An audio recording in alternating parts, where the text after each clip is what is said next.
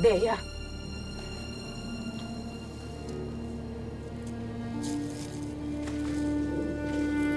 Ada! Ada!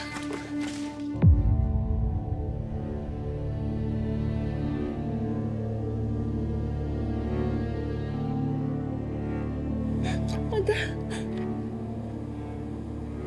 Ada, paano napunta ka rito? Ada, ang tagal ko ng panahon gusto kang makapiling. Mahabang kwento, Dea.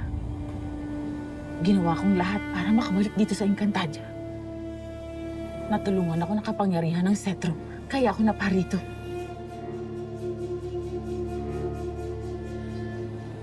Halika na, Dea. Umuwi na tayo. Tumigil ka na. Ngunit Ada, kailangan nila ako rito.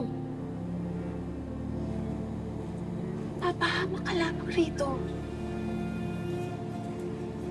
Hindi mo kailangan magdusa rito. Hindi rito ang dapat mong kalagyan. Hindi ka kabilang sa kanila. Dea. Hindi natin tunay na batid kung meron ngang ibang kasama ang miniabi na ito.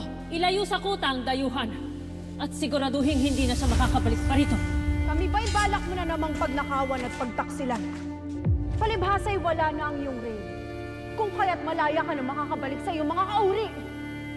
Isa kang taksil! Tayo na, Dea. Tayo, umuwi na.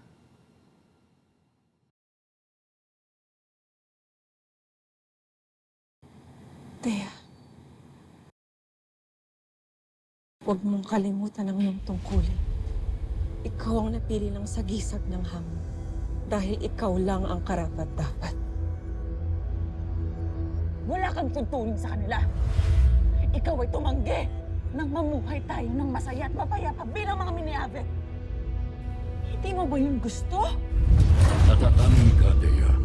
Tulad nila, ikaw ang pinili ng sagisag. Kaya't walang duda na ito ang iyong tadhana. Ngunit sagisag lang ang pumili sa atin. Maging ang hangin ay tila kampi kay Dea. Oo, pareho tayo. Hindi ko rin alam noon na may kapangyarihan ako. Nakita ko yung sarili ko sa iyo kanina.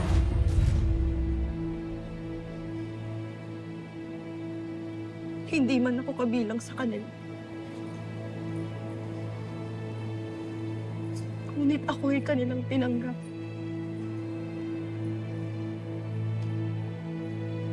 Patawad, Ada.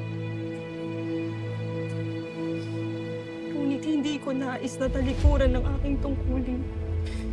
Sapagkat ramdam ko na ito ang aking dapat harap. Ngayon lamang ako nakaramdam ng ganitong init sa nalalamig kong puso, Ada.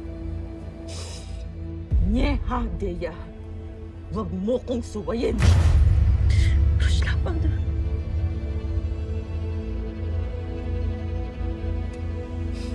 Ngunit buo na ang aking pasya. Kung gano'n,